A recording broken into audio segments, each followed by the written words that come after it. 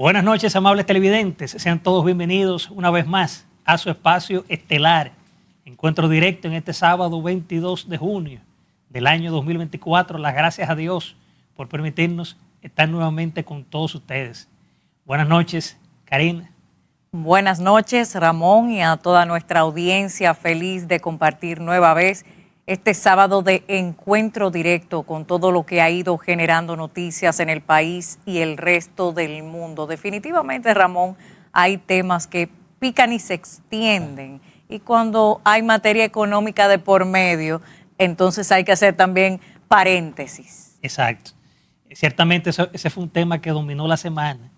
También debemos decir que en el encuentro de esta semana, en la entrevista, tendremos la participación del licenciado Juan Ramón Mejía Betances. Él es economista, banquero y miembro de la dirección central del partido Fuerza del Pueblo, el cual abordaremos con él muchísimos temas de interés. Ciertamente, Karina, un tema que generó comentarios esta semana fue primero el caso de la reforma constitucional. Es el hecho de también que hubieron opiniones de especialistas que difieren sobre cambios de la Carta Magna. Recordemos que a lo largo de esta semana se han producido diversas opiniones de abogados expertos constitucionalistas, desde lo que, por ejemplo, consideran necesaria la reforma, hasta lo que creen que no tiene sentido en este momento. Hay temores de que el supuesto candado a la Constitución sirva para abrir la posibilidad de un tercer periodo del presidente de la República, Luis Abinader, aunque él ha dicho en varias ocasiones que no va, pero como tiene una mayoría en el Congreso, el PLD no la tiene, la Fuerza del Pueblo tiene poca, si quisiera, pudiera darse el caso, pero como ha dado testimonio de que supuestamente no va, debería de respetar y que se mantenga el tema del mismo candado. También se podría hacer que con la figura del referéndum, una mayoría le pide una modificación constitucional para un tercer periodo. Porque también está, Karina, el caso de la gente que se anima a querer que entonces el presidente vuelva. Ahí vemos en pantalla, por ejemplo, la participación de algunos abogados que hablaron al respecto sobre este tema de la reforma constitucional en un desayuno que hizo el Listín Diario. Aunque también habría que marcar algunos necesarios elementos, Ramón, sobre lo que implica el tema de aclamación popular, las vistas a través de un referéndum que actualmente no está vigente en nuestra legislación dominicana, independientemente de que así lo ordene la Constitución Dominicana de 2010, modificada posteriormente en 2015 para fines del prácticamente eterno artículo 124 sobre la elección o reelección presidencial. Ahora bien, hay que hacer algunas precisiones sobre la participación que tuvieron estos expertos a través del periódico Listín Diario, comenzando por el magistrado Subero Isa. Entre tantos aspectos abordados, él señalaba el punto de la evaluación a los jueces como un punto en el cual no estaba de acuerdo, sino que fueran elegidos por un periodo de aproximadamente 10 años sin pasar evaluación, porque a su juicio el Consejo Nacional de la Magistratura no tenía los jueces capacitados para poder evaluarlos. Sin embargo, a la vez hablaba de referir a ese mismo Consejo Nacional de la Magistratura la elección del resto de las altas cortes, como el Tribunal Constitucional, el Tribunal Superior Electoral, la Suprema Corte de Justicia mismo. Es algo que definitivamente el magistrado debería aclarar, porque no sería posible que haya jueces capacitados para una cosa y dentro de la misma área no lo estén. Pero abundando un poquito más, hablabas, Ramón, del tema de la aclamación popular, si entonces a nivel social buscaban otra reelección del presidente Abinader, quien en un principio había dicho que no estaba cónsono con la idea de la reelección, sin embargo, terminó recurriendo a ella como es costumbre presidencialista en República Dominicana, y finalmente el próximo 16 de agosto de 2024 asumiría su siguiente periodo correspondiente a la reelección que había negado en principio.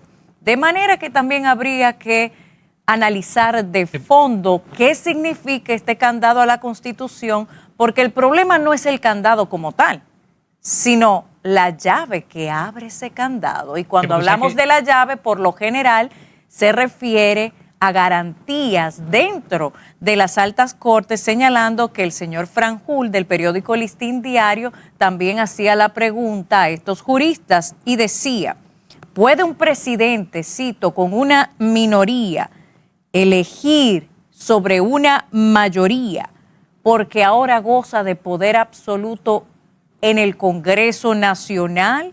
¿Se podría, con menos del 46% correspondiente a esa minoría que lo eligió para esta reelección, incidir sobre la mayoría? Creo que este es un punto importante de fondo. En ese tema también de la reforma constitucional, también existe lo que es el temor de que se elimine el tema de lo que es la segunda vuelta, con quitar lo que es el 50% más uno, que con eso es que gana un candidato, y un triunfo con mayoría simple.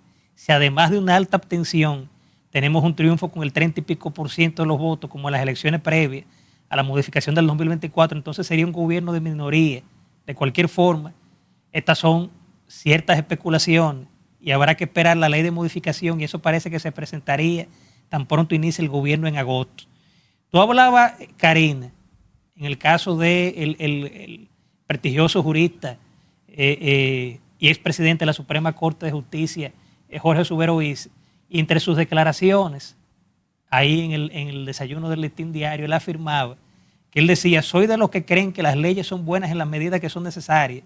Estamos inundados de leyes innecesarias. Desde siempre he mantenido una medida muy tradicional de que la Constitución, mientras menos se toque, mejor.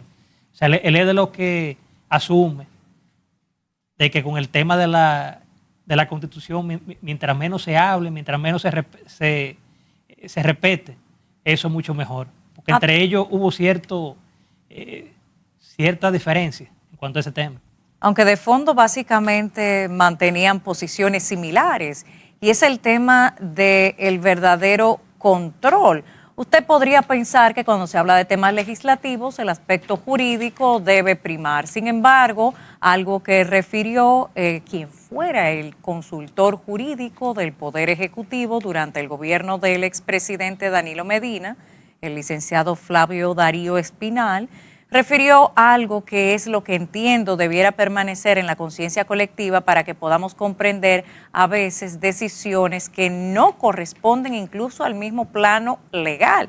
Cuando él decía que el tema de cuando se constituye la asamblea revisora y se toma la supuestamente decisión de necesidad para reformar la Constitución, esto se debe a una decisión política que no es susceptible de control. O sea, que aunque es cierto que se necesita declarar una ley de necesidad para poder reformarla, no menos cierto es que esa necesidad es en función de una decisión política. De manera que queda como de costumbre en manos de los políticos hasta los planos jurídicos. También está la otra cara de la moneda, rápidamente, que es el tema de la reforma fiscal, que también con esta reforma se han producido infinitas propuestas, desde el caso de CRES, que plantean una reducción de todas las tasas impositivas, hasta otros que sostienen antes de una reforma hay que mejorar la calidad del gasto.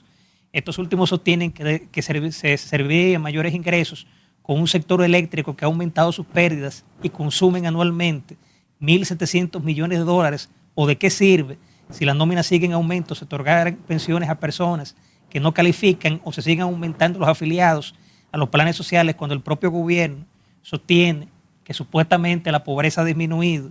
También se alega que la evasión del ITEVIS, que compran o pago de impuestos sobre la renta de los más ricos, también las exenciones deben ser revisadas, y no es posible que un sector adulto requiera extensión eternamente.